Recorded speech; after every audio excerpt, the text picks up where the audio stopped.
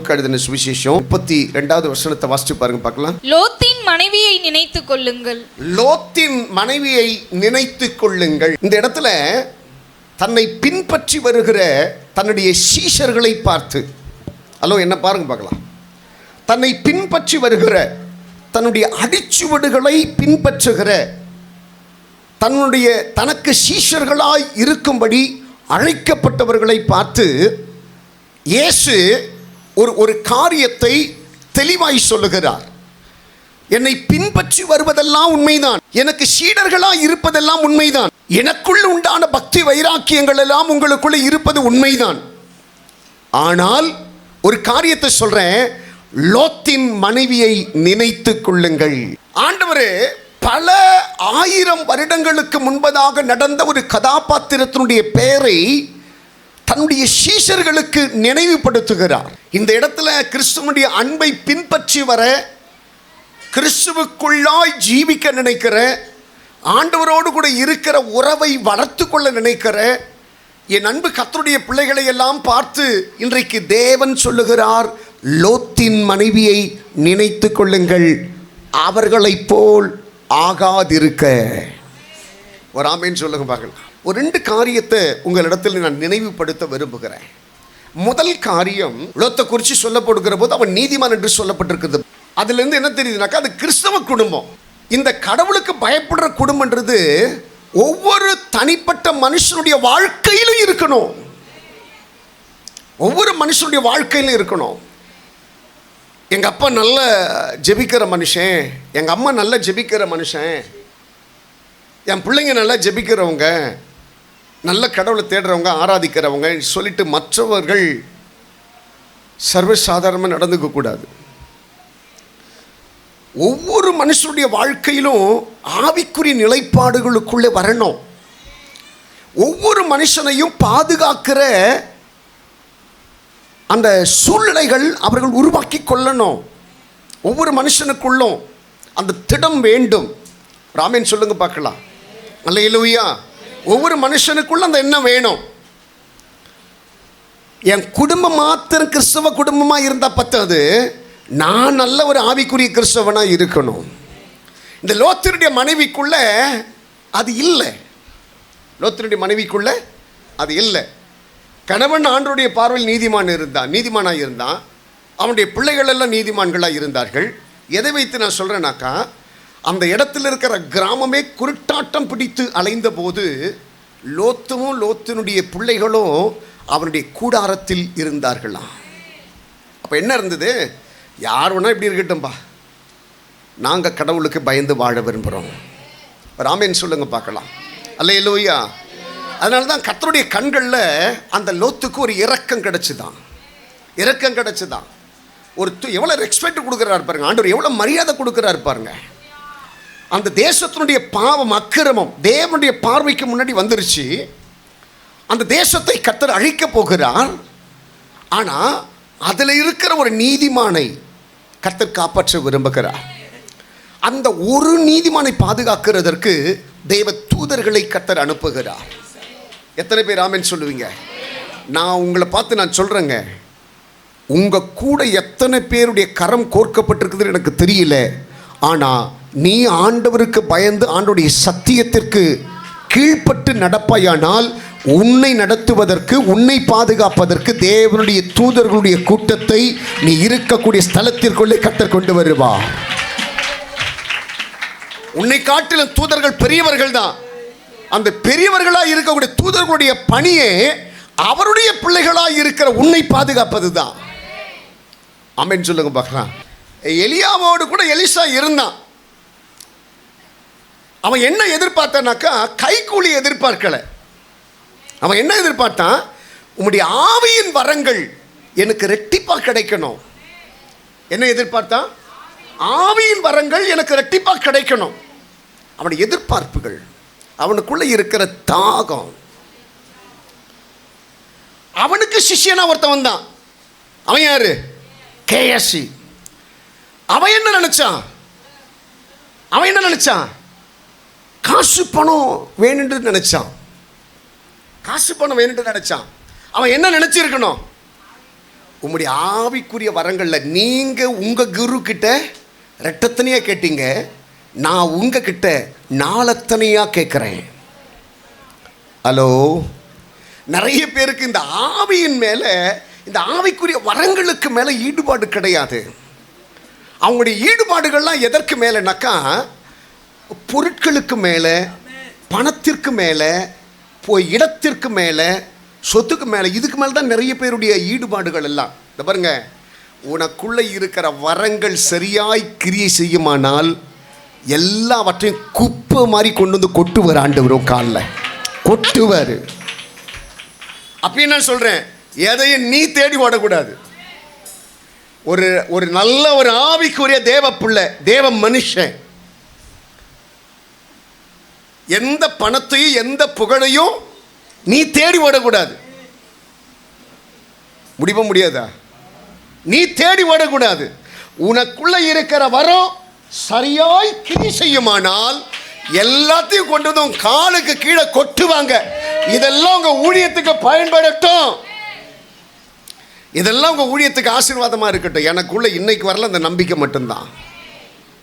இன்னைக்கு வரல எனக்குள்ள அந்த நம்பிக்கை மட்டும்தான். கர்த்தர் கொடுத்திருக்கிற வரங்கள் ஒரு மனுஷனுக்குள்ள சரியா கிரி செய்யுமானால் அந்த வரங்கள் இந்த உலகத்தில் வாழ்றதுக்கு ஆசீர்வாதம் எல்லாம் தேவைதான். பணம் இல்லாட்டி ஒருத்தரும் மதிக்க மாட்டான். ஆமென். எனக்குள்ள இயேசு இருக்கிற சொன்னால் யாரும் என்ன பண்ண மாட்டாங்க, மதிக்க மாட்டாங்க. ஆனால் இன்னொன்று புரிஞ்சுங்க, இயேசு இருக்கிறான்றா அந்த இடம் வனாந்திரமாக இருக்காது. எத்தனை பேர் நம்புறீங்க? இயேசு இருக்கிறாருன்னா அந்த இடம் தரித்திரமாக இருக்காது. இயேசு இருக்கிறாருன்னா அந்த இடம் பிரச்சனை மிகுந்ததாக இருக்காது. இயேசு இருக்கிறாருன்னா அந்த இடத்துல பிரச்சனை, உபத்திரவங்கள் இருக்காது, பாடுகள் இருக்காது, தரித்திரம் இருக்காது, கவலைகள் இருக்காது, கண்ணீர் இருக்காது, கஷ்டம் இருக்காது, வெறுமை இருக்காது.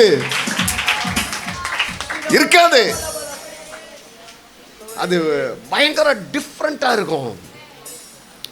அது ரொம்ப ஆசீர்வாதமாக இருக்கும், ரொம்ப அது மகிமையாக இருக்கும். அல்லேலூயா சொல்லுங்க பார்க்கலாம். அல்லேலூயா. ஒரு நீதிமானோடு கூட இருக்கிற ஒரு தேவனுடைய மனுஷி அந்த நீதிமானுக்கு ஒத்தவைகளை நாடணுமா? அல்லேலூயா சொல்லுங்க பார்க்கலாம்.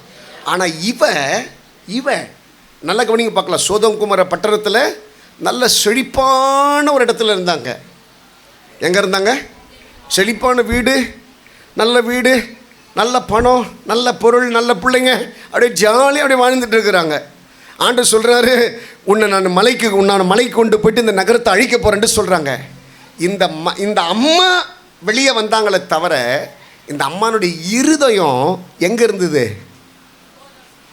எங்கே இருந்தது? சொல்ல மாட்டேன்றீங்களே. அங்கே இருந்தது. ஒரு அல்லேலூயா சொல்லுங்க பார்க்கலாம். அல்லேலூயா, அல்லேலூயா. இது நல்லா கவனிக்கணுங்க. இதை ரொம்ப நீங்கள் ஆழமாக கவனித்து பார்த்தீங்கன்னா நல்லா தெரியும். பவுல் சொல்கிறாரு 2 தீமோத்தேயுவின் புஸ்தகம் 4ஆம் அதிகாரத்தில் 7வது வசனம்.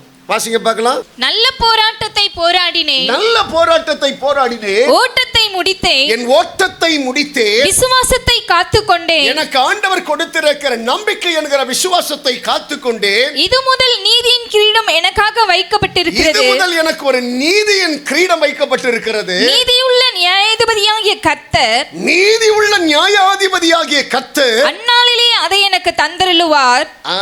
எனக்கு மாத்திரமல்ல, அவர் பிரசன்னமாகுதலை விரும்பும் யாவருக்கும் அதை தந்தருளுவார் சொல்லிட்டு அடுத்த வசனத்துல சொல்றாரு, எல்லாவற்றையும் ஆண்டவரை அறிகிற அறிவிற்காக நான் குப்பையும் நஷ்டமுமாக நான் எண்ணுகிறேன் என்று சொன்னானா. இந்த வார்த்தை ஒரு மனுஷனுக்குள்ள இருந்து வருதுனாக்கா அந்த மனுஷன் எப்படி இருக்கணுமா? இந்த உலகத்தை குப்பையா நினைக்கணுமா? இந்த உலகத்தை குப்பையா நினைக்கணுமா? இந்த உலகத்தை மலை போல நம்பக்கூடாது. ராமன் சொல்லுங்க பார்க்கலாம். நீ மலை போல நம்பக்கூடிய ஒரே ஒருத்தர் தான் உன் தெய்வம். அவரு தான் என்னைக்கு மாறாத கண்மலை. அவர் தான் உன் கூட நிரந்தரமாக வாழக்கூடிய தெய்வம். உன் கண்ணுக்கு முன்னாடி அவர் தான் உன் ஃபுல் ஏமாக இருக்கணும்.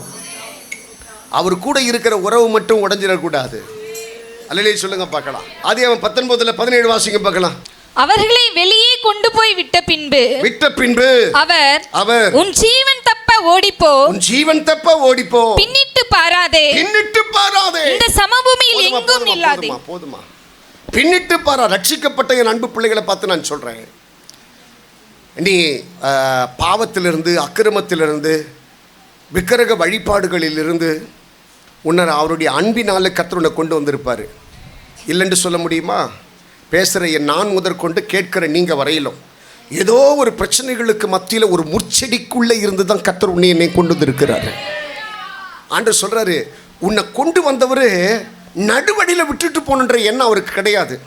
அவர் அக்கறை உள்ள தெய்வம், அக்கறை உள்ள தெய்வம். உன்னை தூக்கி எரிஞ்சிட்டாங்க, அவங்களுக்குள்ளே இருந்து உன்னை அழகாக தூக்கிட்டு வந்திருக்கிறாரு. அவர் ஒரு பெரிய பிளான் வச்சுருக்கிறாரு. அதுக்காகத்தான் இந்த மலைக்குள்ளே கர்த்தர் உன்னை கொண்டு வந்திருக்கிறாரு. ஆண்டவர் சொல்கிறாரு, பின்னிட்டு மட்டும் பார்த்துறாத, நீ விட்டு வந்த பாவத்தை, நீ விட்டு வந்த பாவத்தை. இன்றைக்கி நிறைய பேர் நான் பார்க்குறேன், எந்த தவறை விட்டுட்டு, எந்த பாவத்தை விட்டுட்டு, எந்த அக்கிரமத்தை விட்டுட்டு ரட்சிக்கப்பட்டு ஞானஸ்நானம் எடுத்திருப்பாங்களோ திரும்பவும் அந்த பாவத்துக்குள்ளே அவங்க கிடப்பாங்க. திரும்ப அந்த பாவத்துக்குள்ளே கிடப்பாங்க. அவங்க நினச்சிப்பாங்க, கடவுள் இதெல்லாம் பெருசாக நினைக்க மாட்டார். இதுக்காக கர்த்தர் என்னை அழிச்சிருவாரா? இதுக்காக கர்த்தர் என்னை உடைச்சிருவாரா? இதுக்காக என்னை தண்டிச்சிடுவாரா? இதுக்காக என்னை விட்டு அவர் விலகிடுவாரா? இதுக்காக என் ஆசீர்வாதத்தெல்லாம் பிடுங்கிடுவாரா?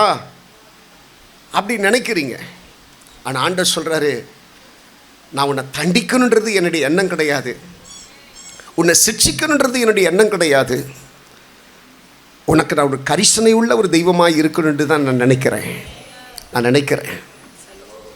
சில நேரங்களில் ஆண்டவரை வில்லனாக மாற்றுறதும் ஈரோவாக மாற்றுறதும் உன் கையில் தான் இருக்குது. பக்கத்தில் கையெல்லாம் பிடிச்சி சொல்லுங்க பார்க்கலாம். ஆண்டவரை வில்லனாக மாற்றுறதும் ஈரோவாக மாற்றுறதும் யார் கையில் இருக்குது? ஆமாம், நீ நடந்து கொள்ளக்கூடிய விதத்தை பொறுத்து தான் அவர்கிட்ட அந்த கிரியை நடக்குமா.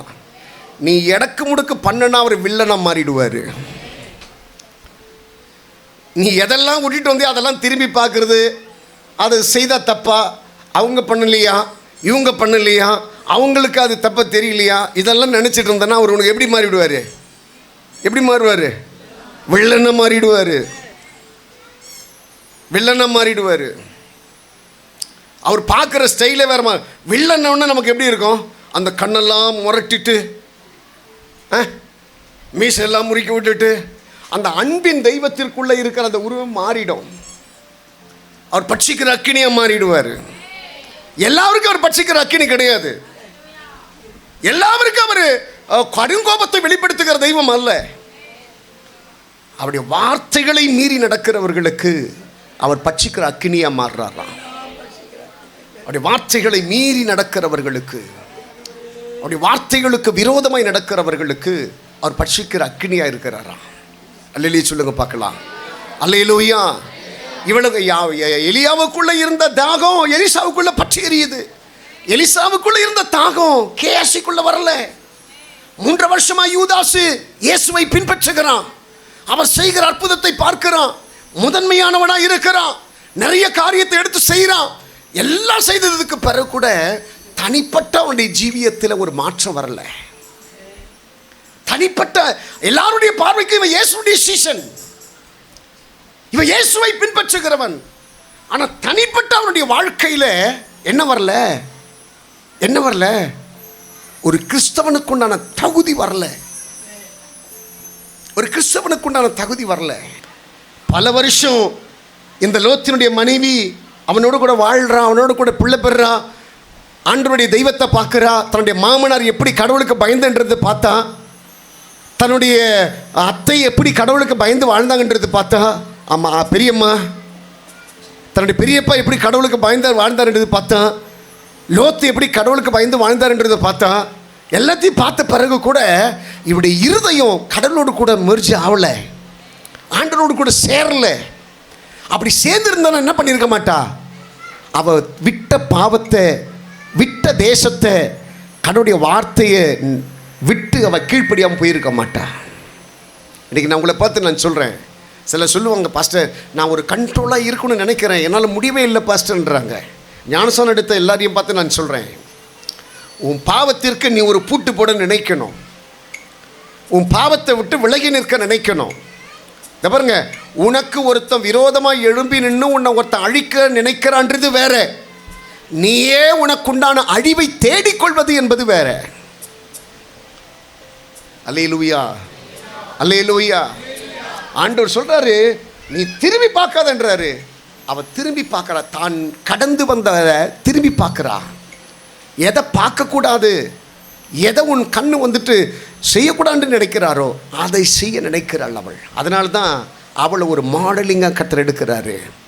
ரெண்டாவது, அந்த பெண் பண்ண தப்பு என்ன கேட்டிங்கன்னாக்கா, லூக்கா 9:62 வாசிச்சு பாருங்க பார்க்கலாம்.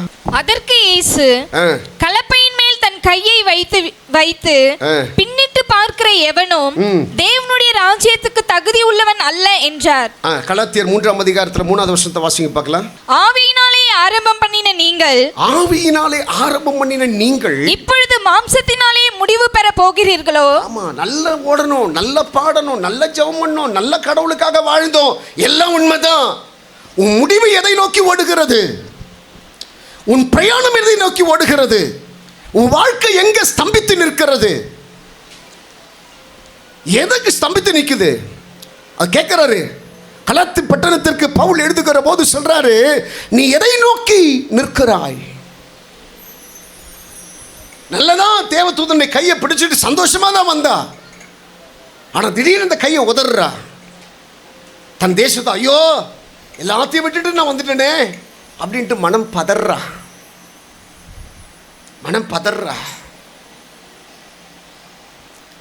எல்லாமே முடிஞ்சு போச்சு.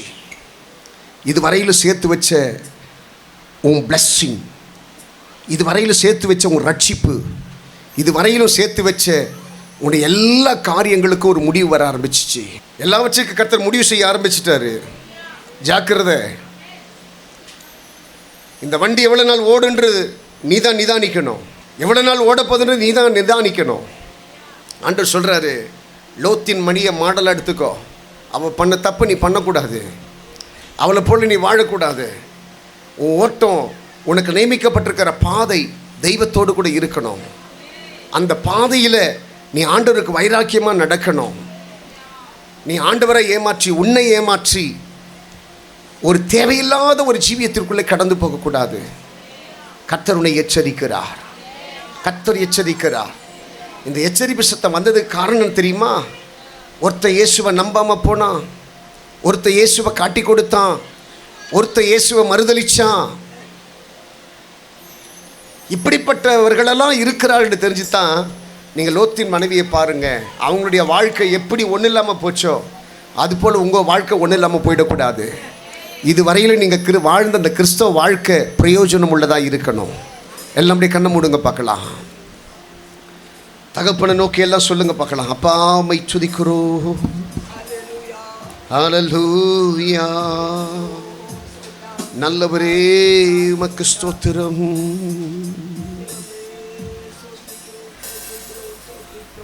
எல்லாம் பேசுங்க, எல்லாம் பேசுங்க, அப்பா கிட்ட பேசுங்க. லோத்தின் மனைவியை போல உன்னுடைய வாழ்க்கை ஸ்தம்பித்து நின்றக்கூடாது. லோத்தின் மனைவியை போல கர்த்தர் உனக்கு கொடுத்ததெல்லாம் நீ இழந்துடக்கூடாது. லோத்தின் மனைவியை போல ஒரு நோக்கம், ஆண்டவருடைய நோக்கம் உன் வாழ்க்கையில் நிறைவேறாமல் போயிடக்கூடாது. அந்த பெண் பண்ணுற தப்பு கடைசியில் எவ்வளோ பெரிய பிரச்சனையில் போய் முடியும் தெரியுமா? அந்த பெண் தன்னுடைய ஸ்தானத்தை உணராமல் போனதுனால அந்த பிள்ளைகளை சரியாக வளர்க்க முடியல. அதற்கு பிறகு அந்த சந்ததி உயர முடியல. அதற்கு பெயர்கள், அவருடைய பெயர்கள் பூமியில் இராதபடி ஒரு அருவருப்பான ஒரு மனிதனை உருவாக்குவதற்கு அடையாளமாய் போனது. இந்த மோவாபியரும் அம்மோனியரும் அவர்களிடத்தில் இருந்து கற்பந்தரிக்க ஆரம்பிக்கிறார்கள். எவ்வளவு ஒரு வேதனை, எவ்வளவு வேதனை! இந்த பிழைக்கெல்லாம் காரணம் யார் தெரியுமா? என்ன தெரியுமா காரணம்? அவள் பின்னிட்டு பார்த்து உப்பு தூணாய் போனாலாம்.